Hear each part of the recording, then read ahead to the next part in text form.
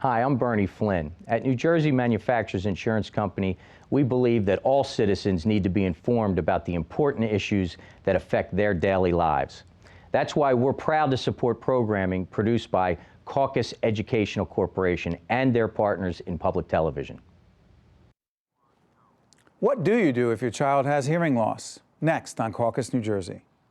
Funding for this edition of CAUCUS New Jersey has been provided by Horizon Blue Cross Blue Shield of New Jersey, New Jersey Council of County Colleges, New Jersey Resources, the Mental Health Association in New Jersey, NJM, auto insurance, homeowners insurance, and more, with a focus on safety and financial stability. Cohn Resnick, Accounting, Tax, and Advisory, where forward thinking creates results. And by the Fidelco Group. Promotional support provided by the New Jersey Business and Industry Association and by Meadowlands Regional Chamber, building essential connections that drive business growth.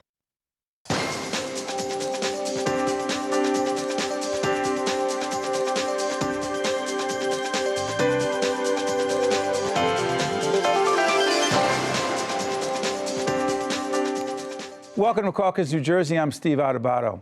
You know, hearing loss can affect a child's social skills and their ability to communicate. Here to discuss how medical advancements can improve a child's hearing loss. In the studio, we have Sue Schmidberger, who is president of the New Jersey chapter of the Alexander Graham Bell Association for Deaf and Hard of Hearing. Dr. Kelvin Kwong, associate professor of surgery at Rutgers Robert Wood Johnson Medical School. Tania Navarro, whose daughter had cochlear implant surgery. And finally, Nancy Schumann is a speech-language pathologist. I want to thank all of you for joining us. I want to make it clear that throughout this program, we're going to have the Robert Wood Johnson University Hospital website up and also your website up of your organization. That's Tell everyone correct. what it is again.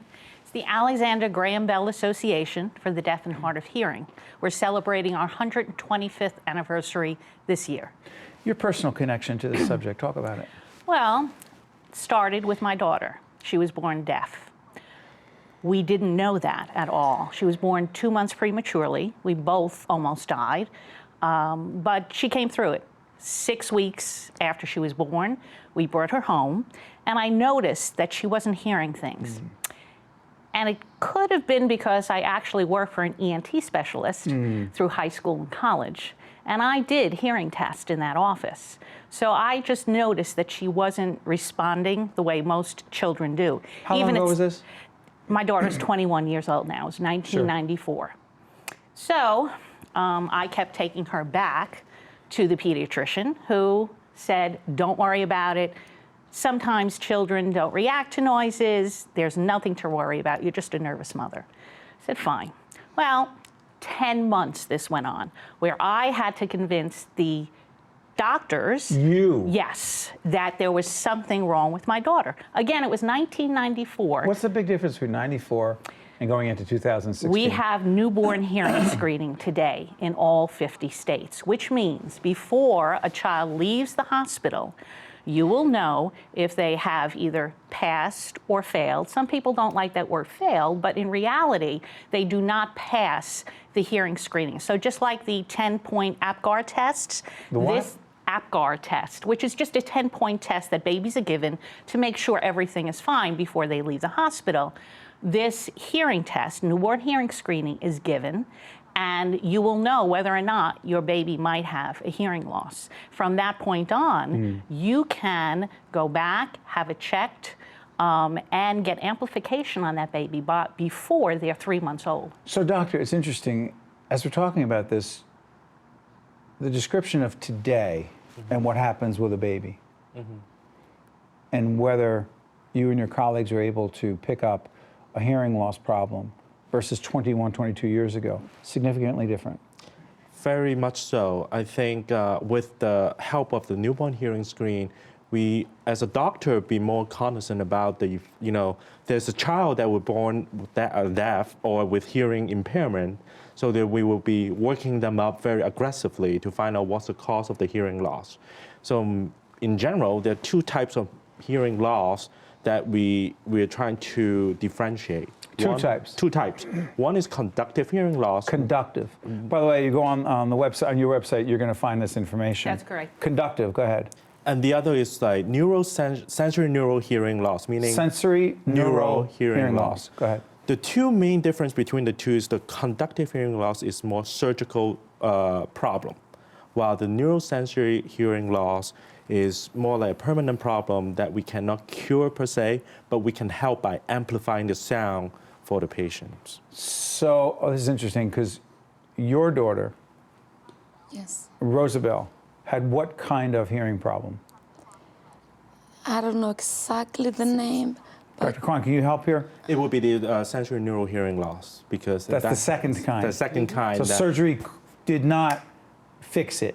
did not fix it, but the surgery can help to amplify the sound to help the problem. When did you know there was an issue?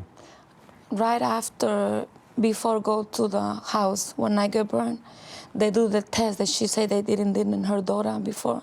They did in mine, and she didn't pass. They did it three She didn't times. pass. She didn't pass. What was your first reaction? So upset. I said, I cannot believe my daughter. Something wrong. I didn't accept the reality. You wouldn't accept it. No. I was hoping there was something wrong, not with my daughter. Then they keep doing different tests, and she started feeling.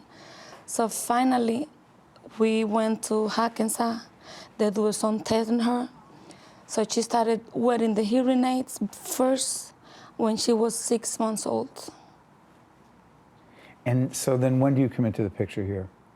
Well, I actually saw Rosabelle a little bit the later age after she failed the hearing aid help. You know, around I think 2 years old or Yeah. Also, I was the first time I saw her and offered the cochlear implant option for Yeah, let's her. talk about the cochlear implant. This is an important piece of it because that information will be on your website as well as yours.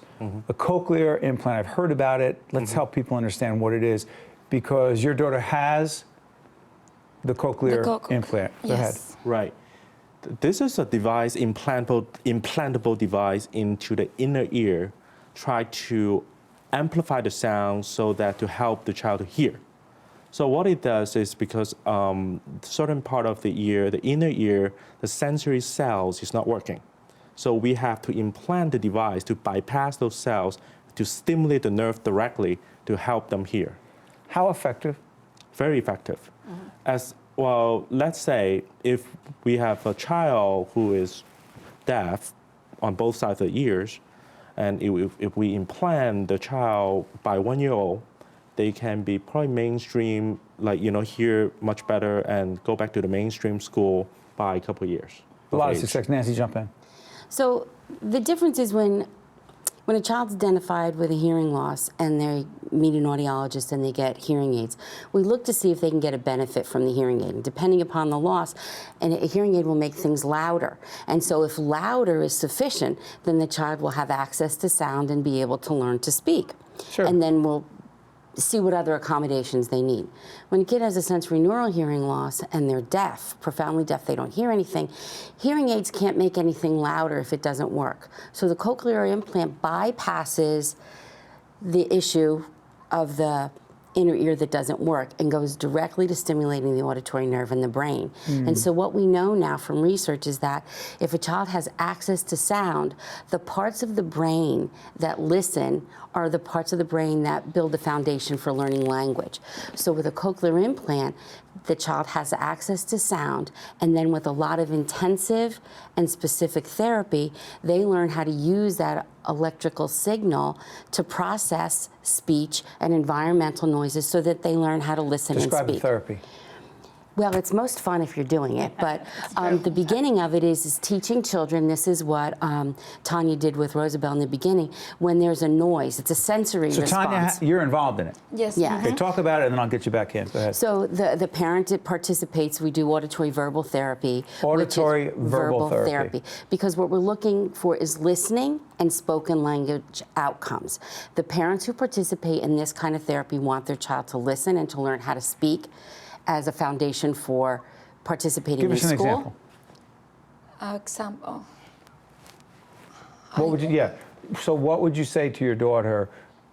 How would you actually do this with your daughter? Before or after? Before, after the surgery, you mean? Yeah. So, this is interesting. You're saying the therapy was very different before the cochlear implant. Absolutely. How it's different? For example, she can understand anything. She just guessing. Before surgery? Before surgery. After the surgery, she enjoying everything. Even she was hyper before the surgery. Let's put put up Rosabelle again, if we could. But keep talking, go ahead. It's amazing what the surgery was for my daughter. I get so emotional when I talk about it. She's beautiful. Yeah, that's my daughter. Before the surgery, she was like a piece of, I don't know how to explain. She didn't understand anything. But now you talk to her, she's, I want some. How much more alive is she? How much? How much more alive is she today? Alive. She has friends today she didn't have before? Oh, she's a friendly girl. She talked to, even when you passing by, she say hi. She didn't do this before? No, and the first time when they turned the cochlear implant on, she got so scared. She started crying, and she looked at me like, "Mommy, what happened? What's going on?" Oh my God! That was a new world for her. I heard she wasn't eating as much before. No. And after the cochlear implant. Oh my God, it's amazing. Jump in.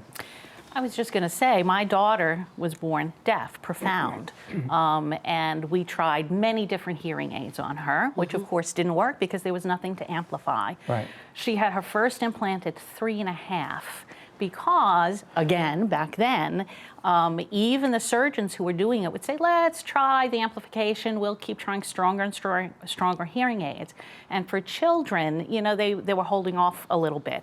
She was implanted, but in 1997, she was implanted. It took her, truthfully, it's hard work at that time, about over 2 years before she could repeat things to us, but it took 2 years and 3 months. I remember telling other parents that when she discovered what language was, what listening and spoken language was with the therapy, oh, I have to speak to you. There's a conversation going on. I can get information from you and you can give it to me. This is it.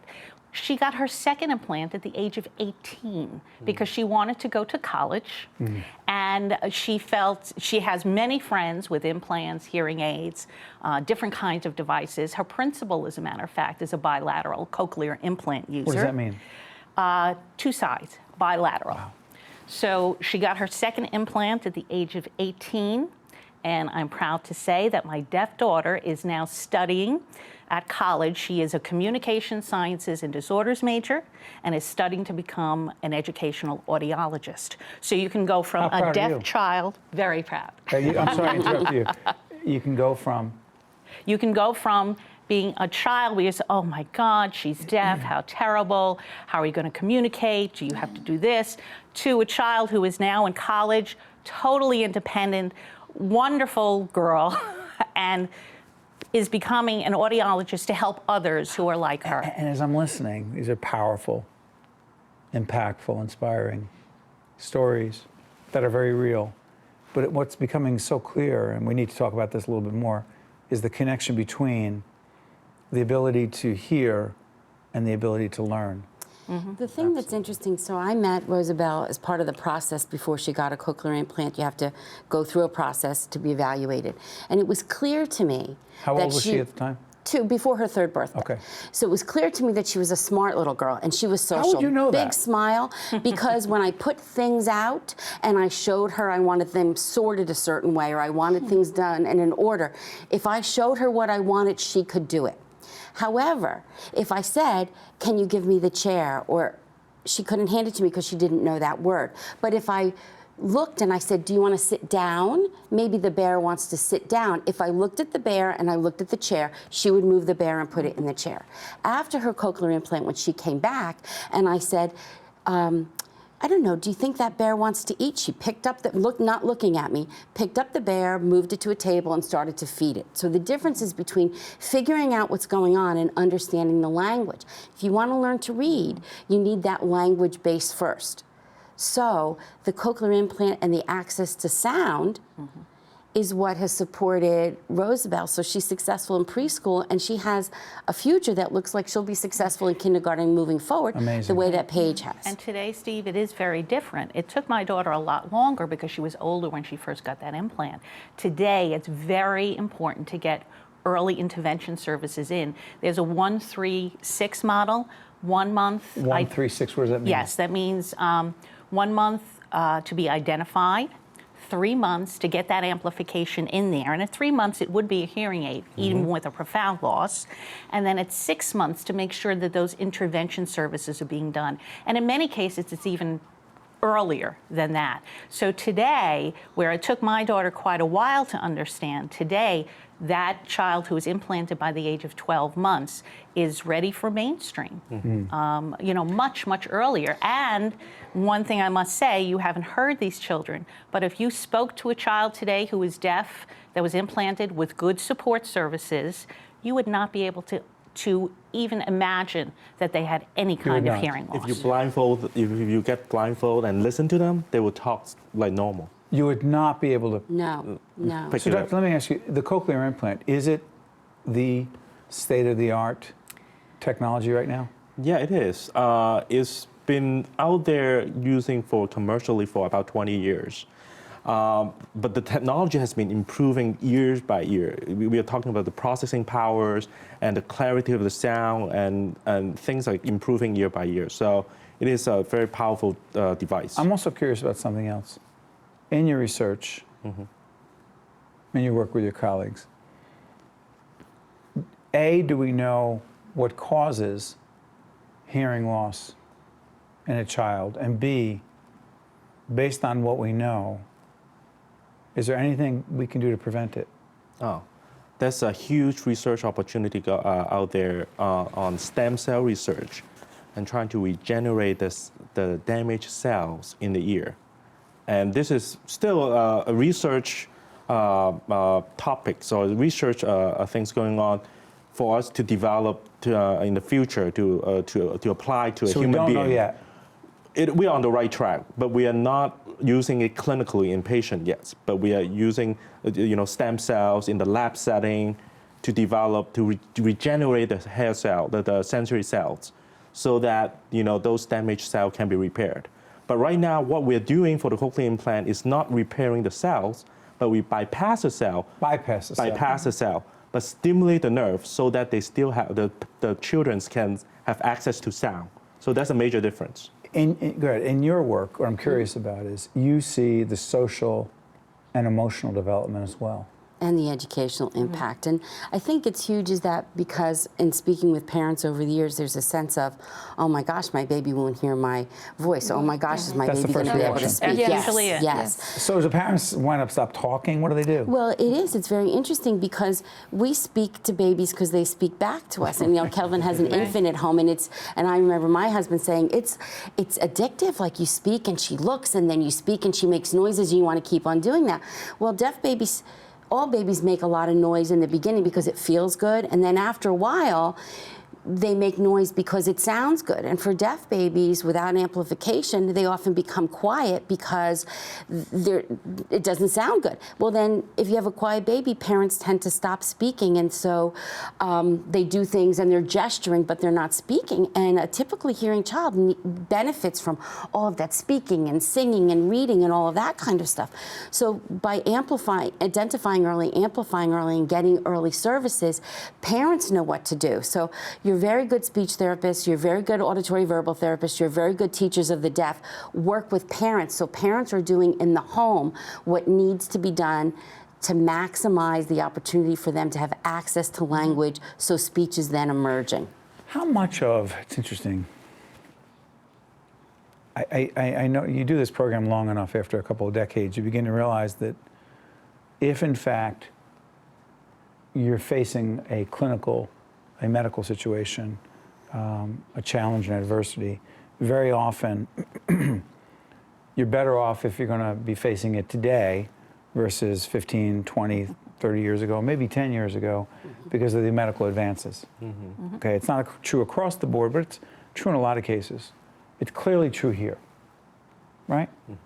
How much of your work today, how much of your dedication and commitment for those children who are struggling with hearing challenges is a product of your personal experience and what your daughter went through?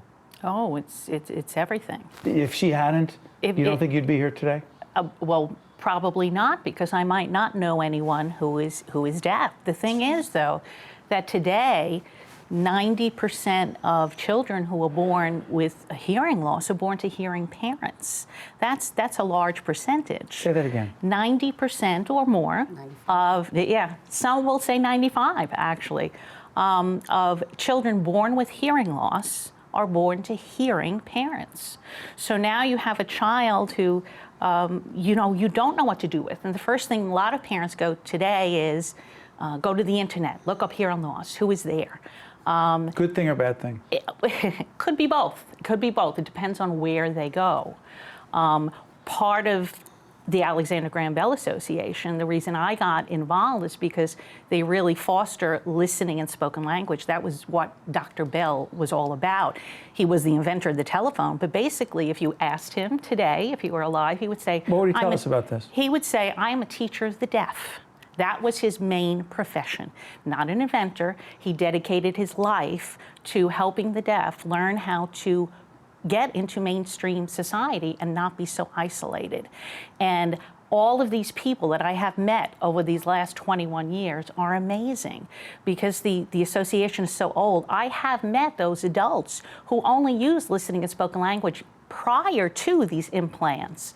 And they're wonderful people. But today, it is so much easier. When I counsel parents, I tell them you are so lucky to know, first of all, that your child has a hearing loss so early, that there is technology that can help them. And yes, your daughter will get married. And yes, your son will play sports, just like my daughter surfs. She surfs. She surfs. She's She gonna have a does great karate. career. Yes. It's She has so friends, much she's easier happy. today. Absolutely. And so what do you say to Tanya right now? To Tanya. Turn around and talk to her. Talk to Well, her. Tanya, just as I tell my parents, I'm going tonight to another one of my parent support groups.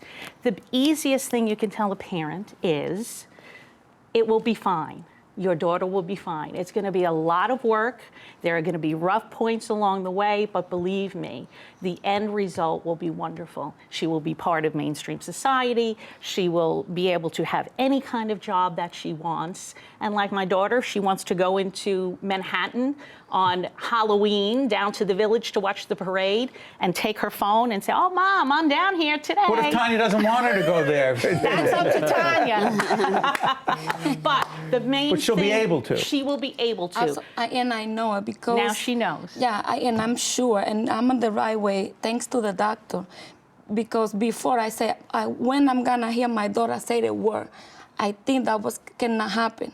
But now, after the surgery, I have to say, Rosibel, please stop, shut up a little bit. Right. Give me a break. Wait, hold on, wait. Back up. You are now telling your daughter. After 6 months, What are you telling her? I say, please, can you be quiet a little bit? And then she say, Mommy, why? What happened? This is exactly what I counsel parents. There will come a day when God, you will she tell your talks so deaf much child to please shut up. I don't want to hear you anymore. Okay. And 2 or 3 years later, they come back and they say, you were right. I can't get them to stop talking. How great is it for you to be able to tell your daughter to be quiet? Oh my God. Is it funny to you? It's funny and it's wonderful because you don't know what I went through before. I was talking to her. She can sometimes she want to say something and I can understand. Tell us she what it was wants like. something like, I want milk, I want something. She started crying. And I said, Mommy, what happened? What do you want? She can tell me. She started pointing. But now she told me, Mommy, I want milk. Mommy, I want this. I don't want this. I don't want to go over there. Oh, it's over there. So it's amazing. What has it done for your family? Oh, Allah. For example, I have 2 other daughters. They perfect fine, but now they can talk each other. Before they can do it. How old are the daughters? 16 and 8. And how old is your other daughter? 3. Oh my God, how close are they? Oh, they so close. They was protecting her because they say she was different. I heard that word deaf. When they say she's deaf, I don't say that word. It's hurt me. But it is true. That's the name of, but it's not easy for a mom accept that you have a daughter deaf. But now you see her, if you don't know her history, you don't know that she has that problem because she talks, she's so active. She can. Yeah. So you feel blessed. Oh, so much. And I keep say thanks to the doctor, to the person who gave me there. Yeah. I should do that before, but I was afraid. You did it. That's what matters. Listen, I want to thank all of you for joining us and making a difference and giving hope and valuable information. And stop telling your daughter to be quiet. The preceding program has been a production of the CAUCUS Educational Corporation, celebrating over 25 years of broadcast excellence, and 13 for WNET, NJTV, and WHYY. Funding for this edition of CAUCUS New Jersey has been provided by Horizon Blue Cross Blue Shield of New Jersey, New Jersey Council of County Colleges, New Jersey Resources, the Mental Health Association in New Jersey, NJM, Cone Resnick, and by the Fidelco Group. Transportation provided by Airbrook Limousine, serving the metropolitan New York, New Jersey area. CAUCUS New Jersey has been produced in partnership with TriStar Studios. Hi, I am Dominic Lee. I was recognized in 2015 with the Russ Berry Award for making a difference, for helping revitalize our school system in Newark. The award had a significant impact in my life. Help us identify and honor the unsung heroes in your New Jersey community who go unnoticed in their efforts to make a difference in the lives of others. You can nominate someone today for the Russ Berry Award for making a difference. The deadline for nominations is February 19, 2016.